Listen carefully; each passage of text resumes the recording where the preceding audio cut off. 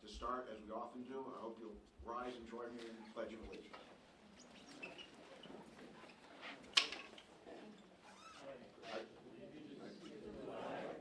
United States of America, and to the republic for which it stands, one nation, under God, indivisible, with liberty and justice for all. Thank you. Let me go through a couple of things which sensible, but also we're required to go through them. In the wildly unlikely event you need them, the exits are clearly marked exit in the back of the room. In the somewhat more likely event you might need them, bathrooms are out in the hallway. They are clearly marked, men and ladies, and down towards the end of the hall. Please silence your cell phones. We always ask to do this, and there's always somebody who forgets. Sometimes it's me. So please double check to make sure you silence the cell phone. It's an advisory that we are videotaping the lecture tonight. So if anybody is sensitive about the back of their head being recorded and being on cable TV, then you're so warned. You should move to the side, but mostly it'll be the speaker who's on. The refreshments, as you can see, are over at the table. They're free for anybody anytime, and after the lecture, we hope they will all get eaten so we don't have to take them home. We give you just a short series of announcements about things that the Historical Society will be doing this summer as our season gets underway.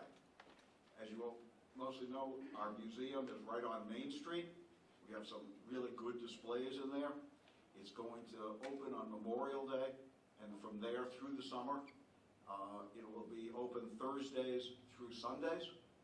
We have a number of displays about and pictures of history of Meredith each year.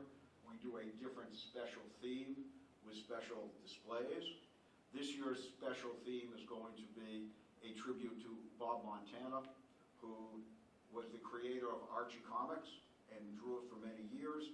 And he actually lived in Meredith, had a place on Meredith Neck, and most of the Archie Comics, he did 6 strips, plus the Sunday strip. He drew them in Meredith, but he was also extremely active in the community, and you'll see a number of greetings he did, cards he did, and pictures he did while he was here as the exhibit, and a number of people, Main Street merchants, are participating in sort of a theme event. It's going to end in October in a really special event, as Bob Montana was the president of at that point, the Meredith Players, who put on a number of productions. In 1952, he wrote basically a adaptation or parody of Gilbert and Sullivan's HMS Minotaur, which was called Mutiny on the Mount. And it was adapted to take place here in the Lakes region and took place on the Mount Washington. We're going to produce this play for the first time in 72 years in cooperation with the Winnipesaukee Playhouse is going to do it as their October community production. And the New Hampshire Cruises, who runs the Mount Washington, has volunteered to make it available. We're going to produce it on the Mount. So for 3 nights in October, and we've already sold a great number of the tickets. If you go on the Winnipesaukee Playhouse website, you'll see it. There'll be a Tuesday, Wednesday, Thursday, Friday night in early October, be a dinner cruise, sunset cruise, dinner on the Mount, and then you'll see for the first time in 72 years Bob Montana's Mutiny on the Mount. And we've been talking about maybe doing the second week. Demand has been so strong. So grab up those tickets. They're there.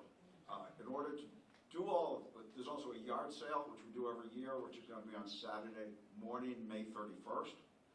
It's going to be 9 to 12 at the Annalise parking lot. Donations are extremely welcome because we can't have a sale without things to sell. Friday night, 5 to 7, please come by and drop off the items. In order to do all these things, we are always in need and always welcome more volunteers from the community to help us out. There are many, many things to do. We need people to help curate the museum and open it up and welcome it to visitors, people to help us run the yard sale, all sorts of programs we do that we need volunteers to help. There's going to be an open house reception at the museum on Tuesday, May 17th at 10 o'clock. We urge you to come. You'll hear more about what you can do, what the opportunities are, and hopefully, no obligation of course, but hopefully people get interested and sign up, and will be helping us out by next year. All right. Our program, next program, we do one a month on Tuesday, June 3rd, is Jeffrey Zeigmont is going to do Robert Frost on the Farm. Anybody might remember, he did a program on Robert Frost last year, which was very good and very well received, and we're sure that this one will be as well. It's the background. Tonight's program, I'm going to turn it over to Rudy Van Vechten to introduce and the program that we're doing tonight.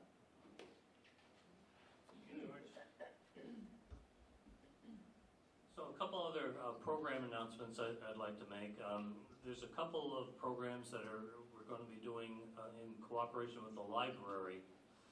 One of them is going to feature Tom Hopper, one of our directors, and Assistant Librarian Chris Leland, and they're going to present a program on how they arranged to make a digitally printed copy of one of our most treasured artifacts, which is the Mystery Stone.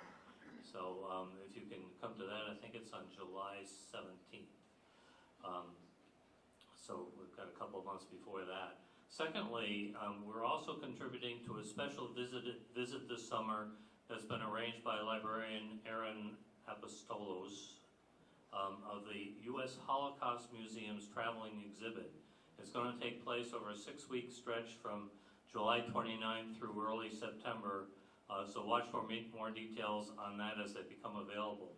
And given the recent rise in anti-Semitism incidents across the country and the globe, it is especially important exhibit now, and everyone should try and get a visit. It's the only place in New Hampshire where that's going to be showing this year. So tonight's program is titled Joseph Plumer, the Hermit of Meredith Hill, presented by Bob Manley. Now most of you have probably heard something about the hermit over the years. Maybe you've taken a drive along the rustic Hermit Woods Road that connects the Chemung section of Meredith Center with Route 132 in Sanbornton. Or perhaps you've seen some of the hermit's unusual items that we have on display at the Main Street Museum. Or maybe you've just seen Bob's business located next to the Meredith Post Office titled Meredith Hermit Woods Winery and wonder where that name came from. I think that Bob's going to inform us about that a little bit tonight. So Bob is co-founder and owner of Hermit Woods Winery and Sweet Mercy's Kitchen. It's an award-winning craft winery, restaurant, and music venue here in Meredith, New Hampshire. With a passion for winemaking and hospitality, Bob has helped establish Hermit Woods as one of America's top 10 testing rooms, and that's according to USA Today. The winery is known for its small batch wines, meads, and ciders crafted from locally sourced fruits and raw honey. Bob also curates the Loft at Hermit Woods, an intimate live music venue that brings nationally recognized artists to the region. Beyond the winery, Bob is a dedicated community leader. He has served for over 10 years on the board of the Greater Meredith Program, supporting local economic and cultural initiatives. He is also a member of the advisory board for the UNH Cooperative Extension, contributing to programs that promote sustainable agriculture and local food systems. And through his leadership in both business and community engagement, Bob continues to make Hermit Woods Winery a destination for fine wine, live music, and meaningful connections. And now it's my pleasure to introduce Bob Manley, our speaker. Thank you.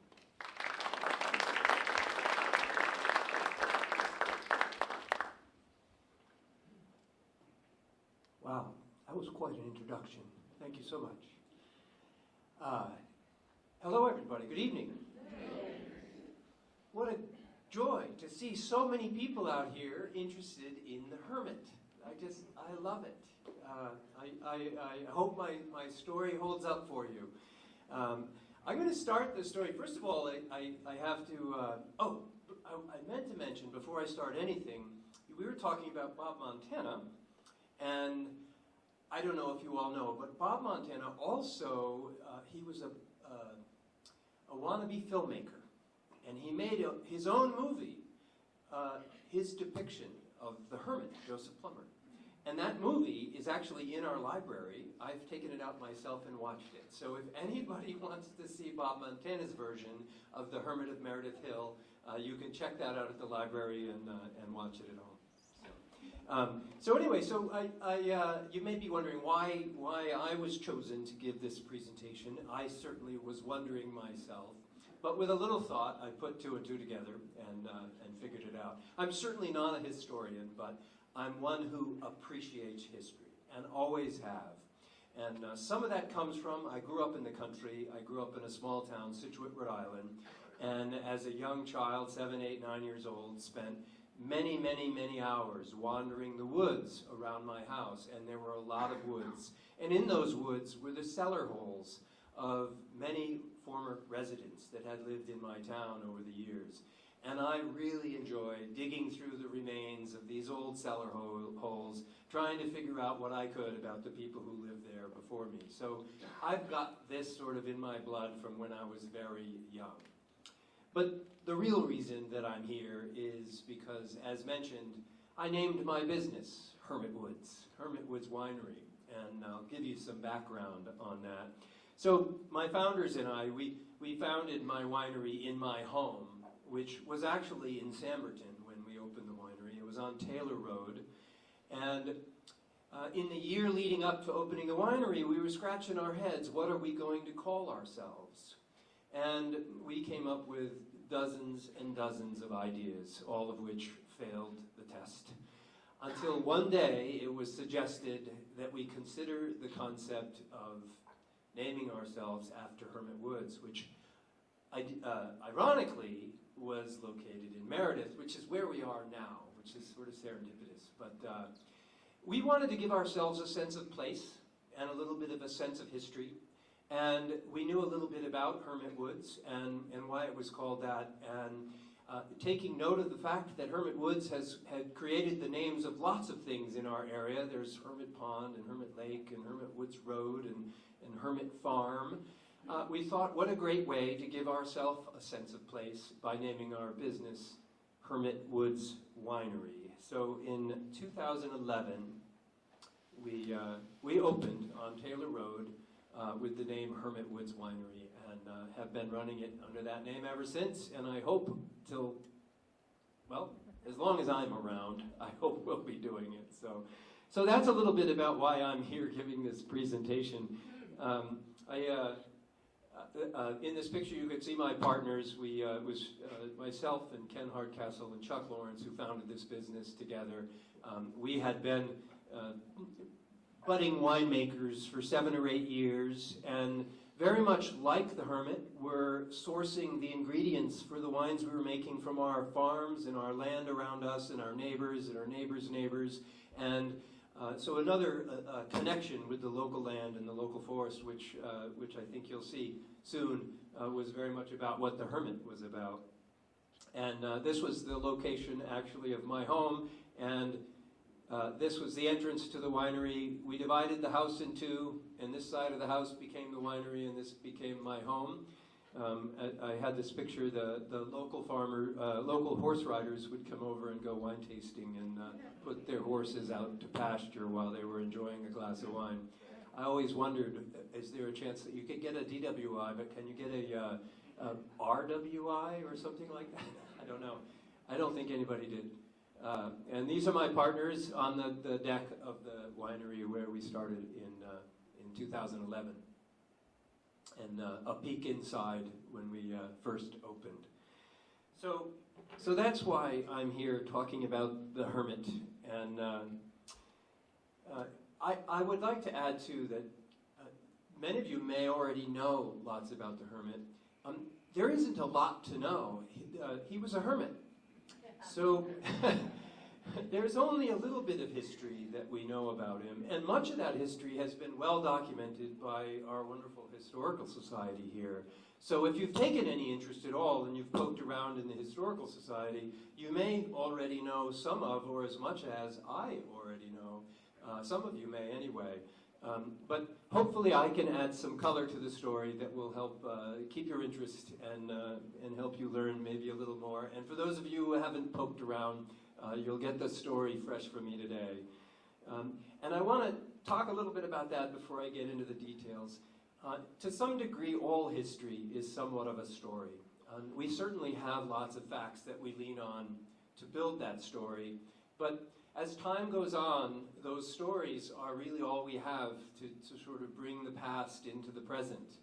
And they are stories, and they're never going to reflect exactly what happened in time. They're always going to have some nuance about them that is really more about the story than the actual history.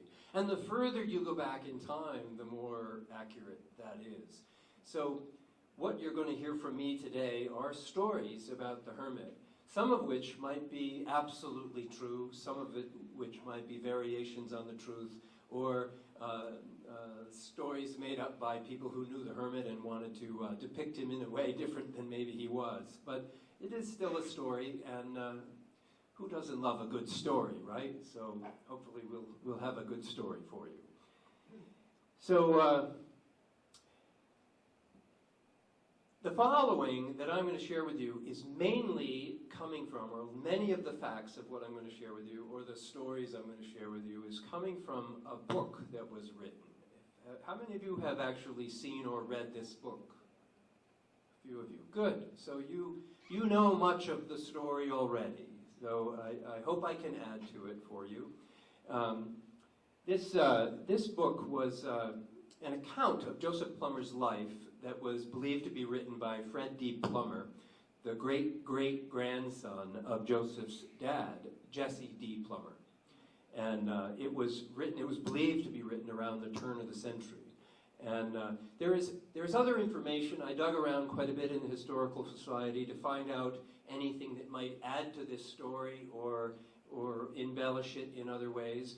And there is a little bit of information that some of which contradicts some of the stories in this book, and some of which adds to it, and certainly some great information about things that have happened since the hermit passed in 1862. So if you want to dig deeper, there's more information to be told in the Historical Society. So Joseph Plumer was born in Londonderry, New Hampshire on October 28, 1774. He was the sixth child of parents Jesse and Sally Plumer. Now, he had 9 brothers and sisters, so it was a big family, and his family was considered quite poor. However, as was written, they were all, with the exception of the hermit, persons of good standing and good property. I found that interesting, with the exception of the hermit. He seems to have done quite well for himself, quite frankly, as you'll see.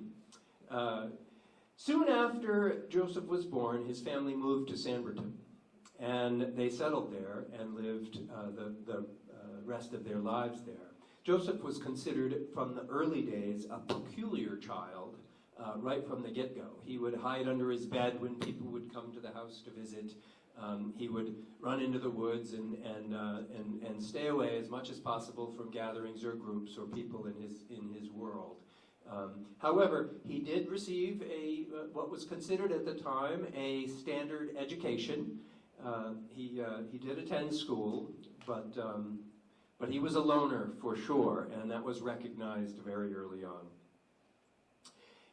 Joseph was about 5 feet 10 inches when he grew to an adult in stature. He was lean, weighing about 145 pounds, and was considered, as I said before, peculiar from early childhood.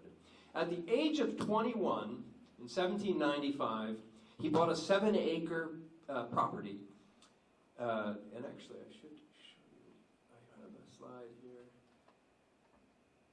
Oh, I missed this one. On the day we opened our winery in 2011, we closed the winery piled in my pickup truck and hiked out to the gravesite with a little bottle of wine and celebrated for for Joseph giving us the name to our business. So this is all of us toasting the hermit. This is a picture I missed over. This I believe is a picture taken from when Bob Montana was producing the movie that he made about the hermit. And so there's a depiction of who I believe might be the hermit. Let's see, where am I going to catch up here? So, at 21 years old, he purchased right on the border of what is right now on the border of Meredith and Samberton. He bought 7 acres of land. He later also purchased 43 acres of land about a mile away, or 3/4 of a mile away from that original parcel. But it was on that original parcel that he built his first home and lived there for a number of years. He unfortunately, in 1826, a tremendous storm hit Meredith, and a torrent of water came off of Meredith Hill. And I don't know if you all know where Meredith Hill officially is, but it is directly behind where the Hermit's gravesite is. And if you were to go up, follow Hermit Woods Road to Plumer Road, and you continue up Plumer Road, it's a rather steep climb. And it continues on over the hill as a Class 6 road, but at the top of Plumer is considered Meredith Hill. That hill where Plumer and I don't remember the other road that is junctions Plumer that connects back to the other end of Hermit Woods Road. But if any of you know the area around there, it's right off of Plumer Road that Meredith Hill exists. So a big storm caused a torrent of water to come down the hill, and it sadly wiped out the hermit's very first home and all of his belongings. It was said to be quite a scary and tragic night for our friend the hermit, and this forced him to relocate his home. So he gathered what he could rescue from the disaster, and he moved his home about 3/4 of a mile away to where it remained, where he built it, and it remained for the rest of his life, where he lived for the rest of his life, and where the gravesite of the hermit is now located. And we'll talk a little bit more about that in a minute. He built the home essentially the same as his first, and it was, I believe they talked about it being 15 feet square, so it was a small home.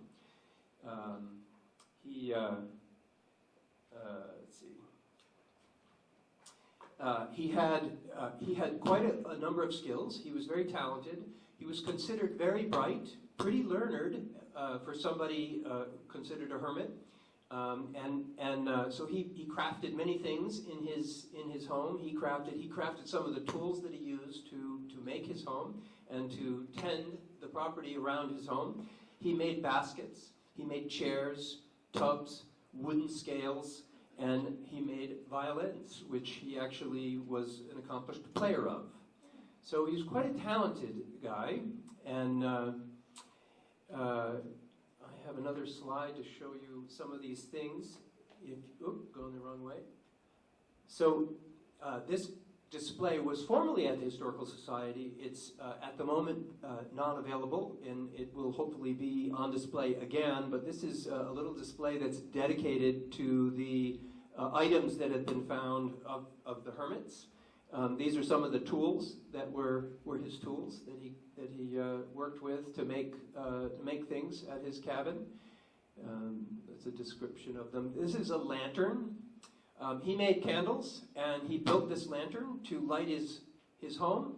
However, it was said that he rarely ever used either, because he built such a large fireplace in his home that the fire he used to keep himself warm lit the cabin plenty enough for him to do the things that he needed to do. So he rarely used his lantern. And here's a bowl that he crafted. And again, back to his home. I'm going to get to that in a second. So quite a handy person he was. He took very good care of himself by tending to the land around him. he formed what is believed to be about a 1-acre corral, where at one point he had several cattle, and took care of those cattle within that corral. And the corral also provided areas for farming. He did farm some of his own vegetables. He picked berries in the hillsides around his home. He also would capture animals, and he would eat the meat of the animals that he was able to capture within the vicinity of his home, as well as fish.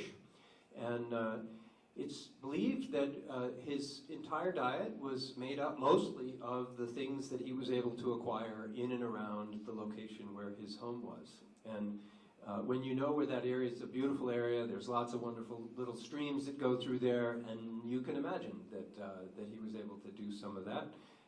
He also is believed to have had several apple trees, or a small orchard, and he used the apples from that orchard to make cider.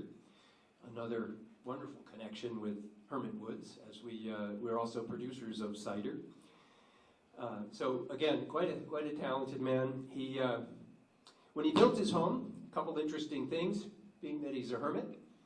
He didn't have any windows in the home. In fact, he had one window that was always boarded up, and if you see, this window was added after he died. But it's believed that this window was the window that he originally installed in the home and was, for the most part, always boarded closed. This door is also different from what existed when he lived there. His door was said to be about 3 or 4 feet above the ground, with no steps leading to it. He really wanted to be careful who came to his home to visit. And it was also said that he had a trap door inside that door, so that if anybody happened to come into his home to visit that he didn't want, he'd just pull the trap door and send him into the basement. I don't know that he ever had to do that, but I hope he didn't. But he had plans for it nonetheless.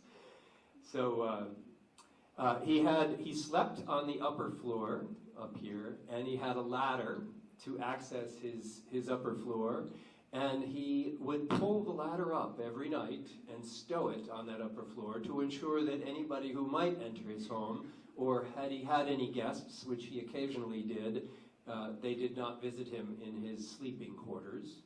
So I found that very interesting. He had, I mentioned the large fieldstone fireplace. It was said that he would cut logs of approximate 6 to 8 feet in length.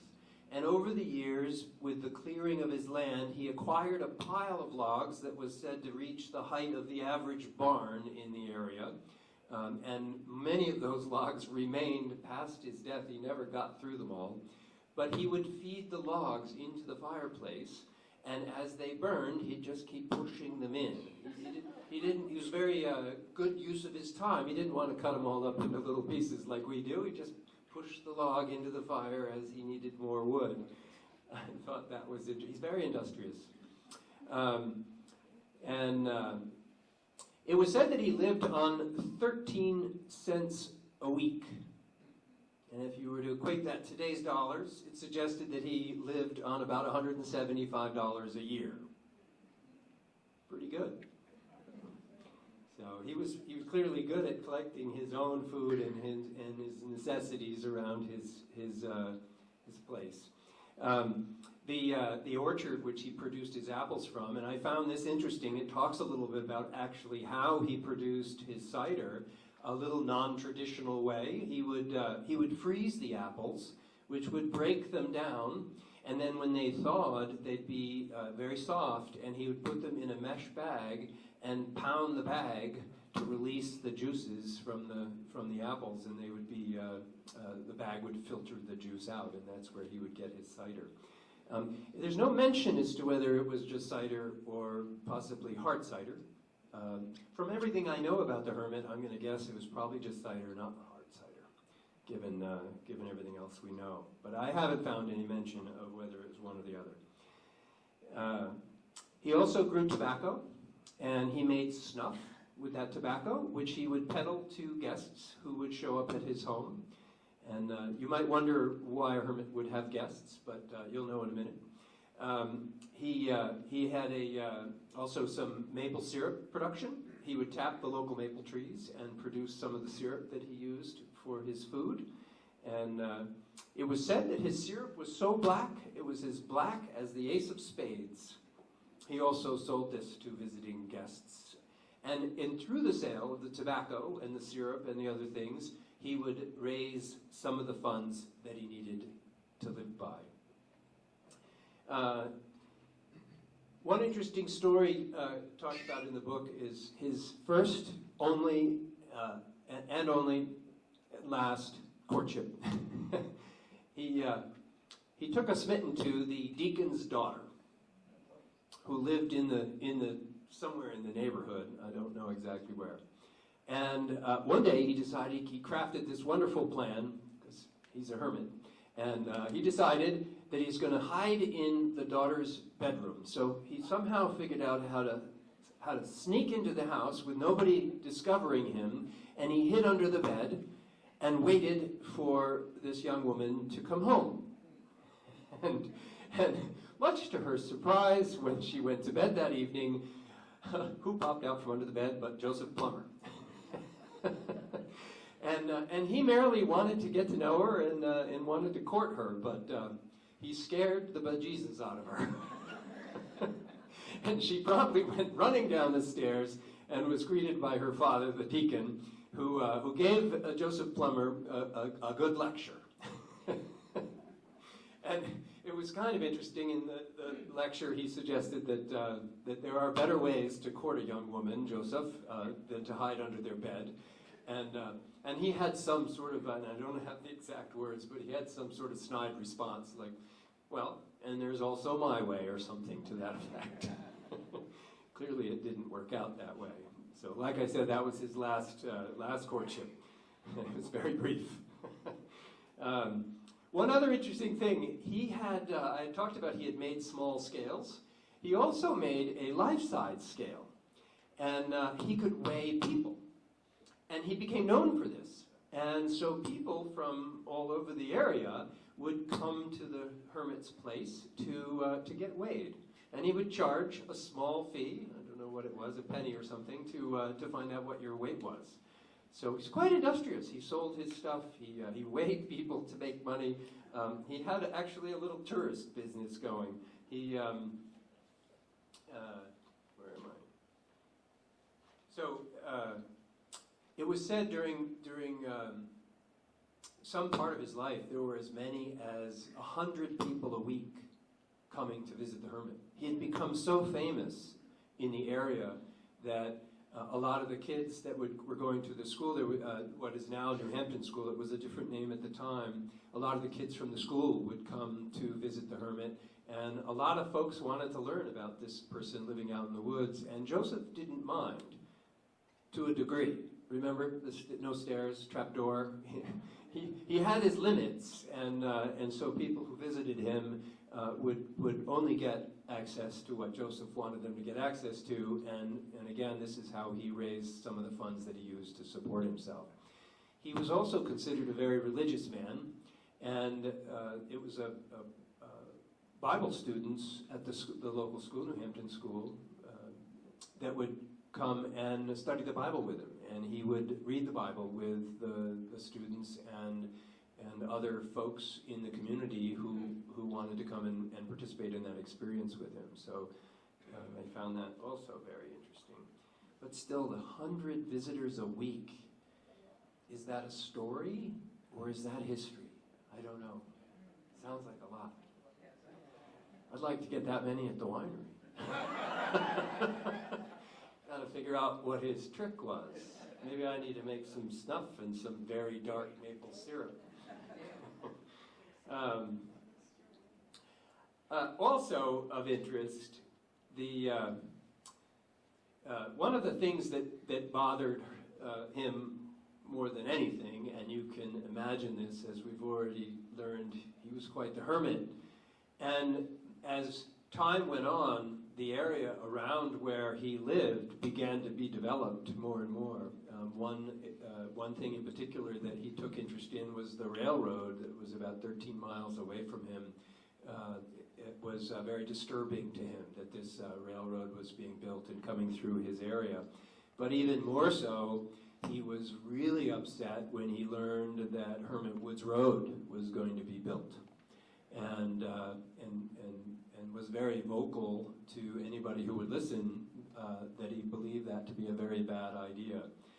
There are some stories outside of this book that have suggested he showed up at the building site of the road with a gun and threatened the workers and had to have the police called on him to call him off. But it is also suggested in some of the other writings I've read that he's never owned a gun, and he's never the guy who would have pulled a gun on anybody. So again, knowing what I know about the Hermit, I'm going to go with the latter part of that story and think the other part is probably not entirely true. There's a quote that he wrote in defense of wanting that road not built, and I love this quote, so I'll read it to you. "What we ought to hate is riding free horses to death. Wasting time and property for fear we shall have something left when we die. Cheating creditors out of their honest dues and the cursed love of domineering." I find this really fascinating, and I find it so as my wife and I have grown older, we have worked very hard at downsizing.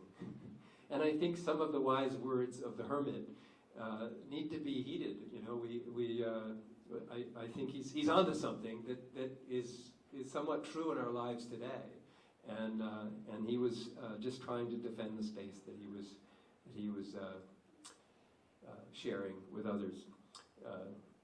The other thing, he wrote a poem, and I'm going to share this with you too. And it's a beautiful poem. Again, there's things about this poem that ring with me today, and I think they might with some of you as well. "By iron stoves and wooden clocks, awful storms and dismal shocks, railroads and turnpikes through the land, forebodes destruction near at hand. But who can make the people see, if blind as bats they choose to be, deaf as an adder they appear? The truth they cannot bear to hear, devil's lies they much esteem, because it suits their wicked schemes. His hook is baited with deceit, and they no doubt will bite the bait. Then off to fly in vain they try, like fish that from the hook would fly. The barbed hook will not let them go, but draws them down to the endless woe." Isn't that a wonderful poem? It's very, very, you can see the Hermit writing it.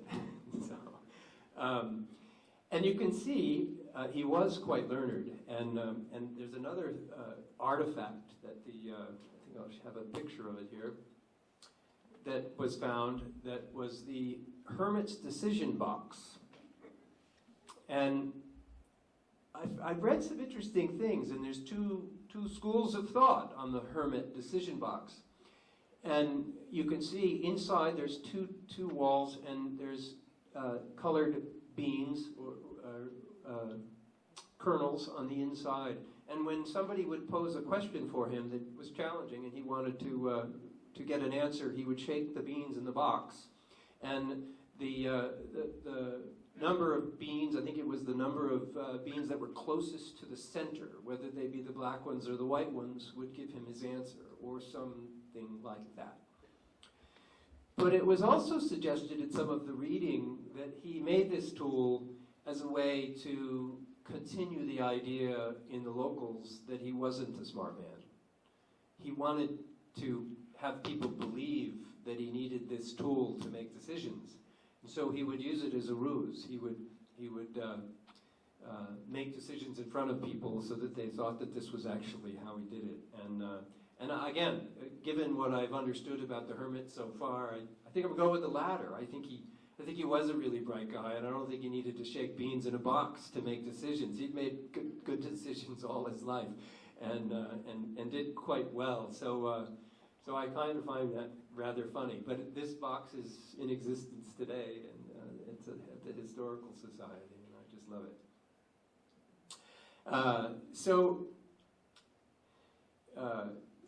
In the latter years of his life, he had an uncle, Freeman Plumer, who lived about 3/4 of a mile away. And it was said that Freeman Plumer played a large role in supporting Joseph Plumer with some of his needs and being there for him when he needed help, although it was not often.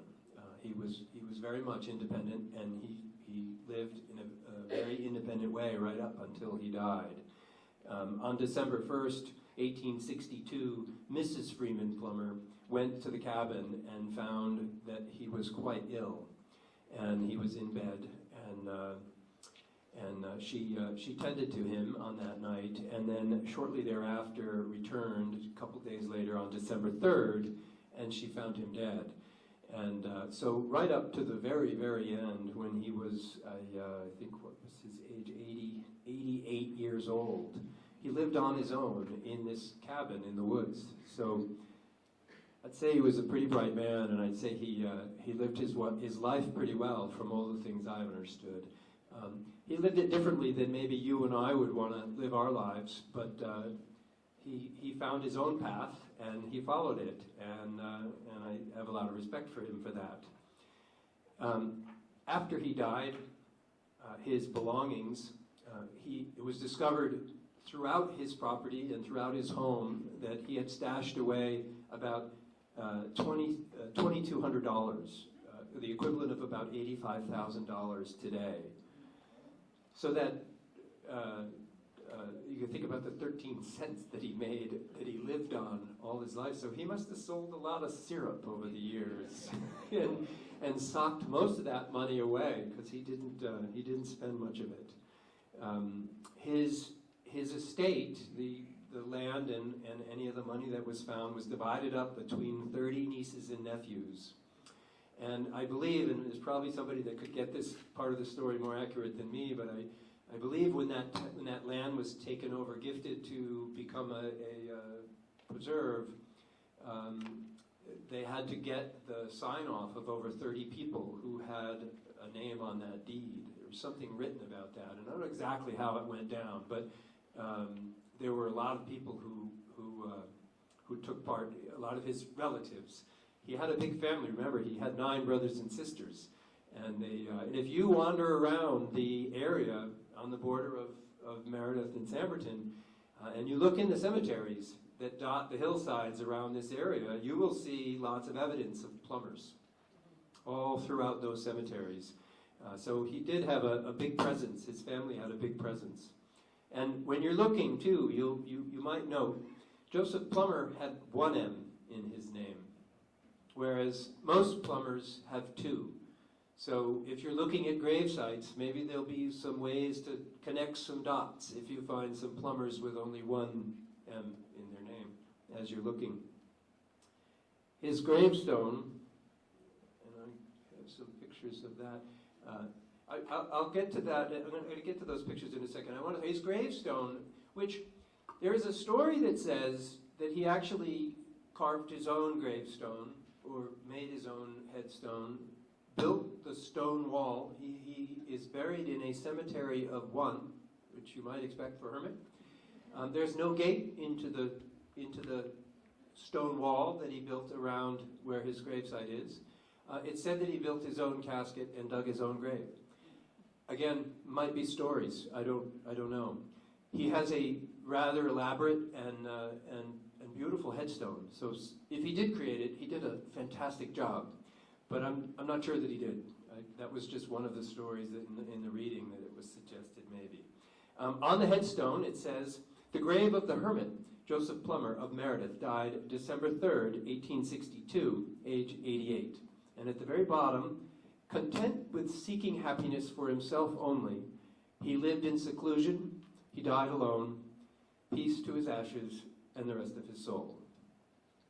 And you can visit the gravesite and actually see the gravestone, which says the things that I just said. And I'm going to share some pictures with you of that. A couple things that, I mentioned that already. And one other fact that I want to share before I get into some of the pictures of his and the location of his site. Mary Plumer, a relative of his, a great-great-grandchild of Joe's parents, married George Clemenceau, who became the Premier of France at the end of World War I. I thought that was kind of an interesting connection. This gentleman, the Premier of this gentleman, George, taught at a school in New England and somehow connected with Mary, and they got married. They were only married for 6 years, and so it didn't last, but found that fact to be interesting. So if you're wondering where the hermit is, the hermit's grave is almost right on the border between Meredith and Samberton. And if you know that section of Hermit Woods Road, you know that there's a forest named the Hermit Town Forest, and it's in conservation and it's being protected. When they first created that forest, they created trails that allowed people to hike in and visit the gravesite, and the gravesite was about a quarter mile from the road to get to it. Over the years, people would use those trails to access the gravesite and actually vandalize it. And for that reason, they began to let the trails become overgrown, and they started to try and remove all the evidence of those trails. And they've done so quite successfully. So unless you know precisely where the hermit is located, his gravesite is not easy to find. It is a quarter mile about from where this sign is. I've had over the years many people come to me and say, can you give me directions to visit the hermit? And I've attempted many times, drawn maps and given landmarks and things for people to help find their way. And at least that I know of, nobody who I've given directions to has yet found the hermit on their own. Now that either says something about my ability to give directions, or this gentleman lived in a really obscure part of the woods. This is the section of Hermit Woods Road, and you would enter somewhere along here if you wanted to find the hermit. And you can see the markings of the Conservation Society. Shortly after entering the woods, maybe 100 yards or so, is a little river, and I don't know who, but somebody along the way attached this rope across the river, and I found it quite handy at some points when the river was flowing pretty heavy to assist me in getting across the slippery rocks, and I believe whoever put that rope there put it there to assist anybody who might want to venture to the hermit's gravesite. So it's not that you can't visit or shouldn't visit, it's that we want to keep it a special place. And so here's another picture of the river. And this river is coming off. If you're going down Hermit Woods Road, you'll see a very large swamp. And you know when you see that swamp, you're in the vicinity, because his home actually overlooks, it's behind the swamp, but it would have overlooked the swamp. You can't see it from where his home is now because it's very overgrown. And this is the area around where his acre of land is. There's actually and this is helpful when you're looking for his gravesite, but he built a stone wall all the way around the perimeter of that acre. So you only have to get close, and then you start seeing stone walls, and you know you're in the vicinity. But even with that, it's not easy to find. And this is, when you get into the stone wall, you'll start to see evidence of his home and barn. There's a foundation for both that still exist within the stone wall that he built. And then as you follow the stone wall, which is really all you need to do, you will eventually get to the corner where his gravesite was built. And this is approaching his gravesite. And you know he's been there a long time. Look at the tree that's growing next to him. So that's the cemetery of one, and that's Joseph's gravestone right there. A couple pictures of it. This picture I had to put in here. I took this picture in 2011 and discovered plastic flowers on his grave. I thought that was amazing, that somebody took the time to bring a bouquet of flowers and put it on his grave. And they were there for a little while. I don't know, we've been back a couple times, and eventually they went away, but they're not there now. But I thought that was fascinating. And close-up of the gravestone. It's a little hard to read here, but what I shared with you is what it says. I did get some close-ups. You can see the grave of the hermit, a hermit, Joseph Plumer of Meredith, died 1862 at 88 years old. And then the bottom section that I read is right there. You can see the grave is a little tilted, but it's still upright.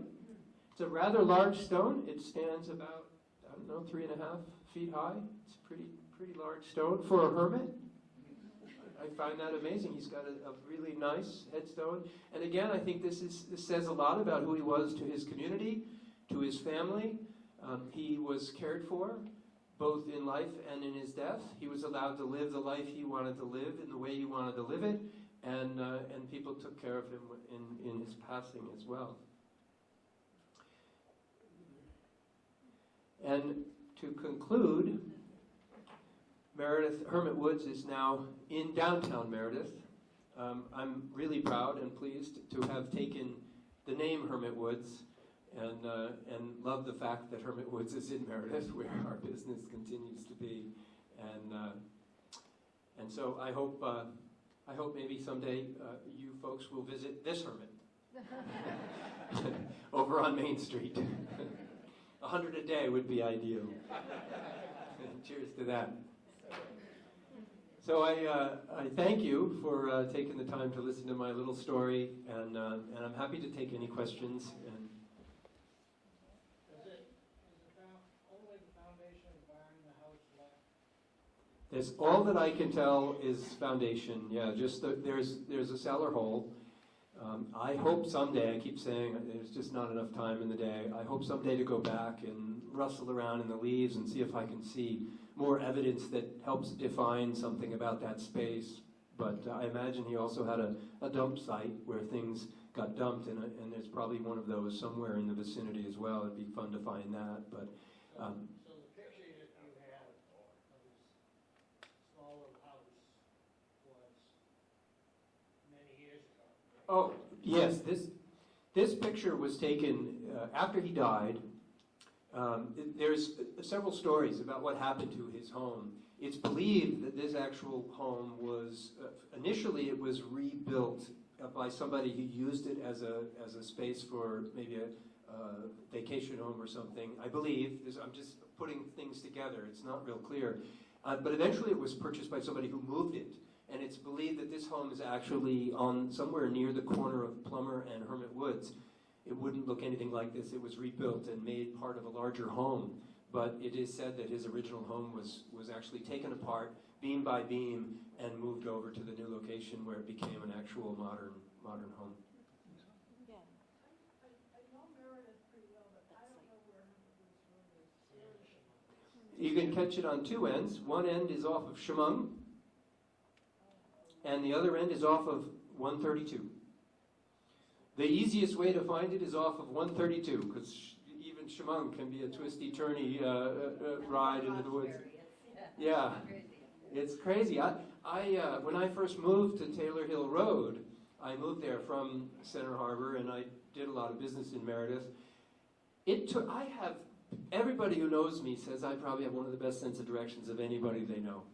It took me a month to figure out where I lived in those woods. It was ridiculous. The roads just go every which way, and they turn into different names just randomly. You're on a different road all of a sudden. So it was a lot of fun trying to figure it all out and lay it all out.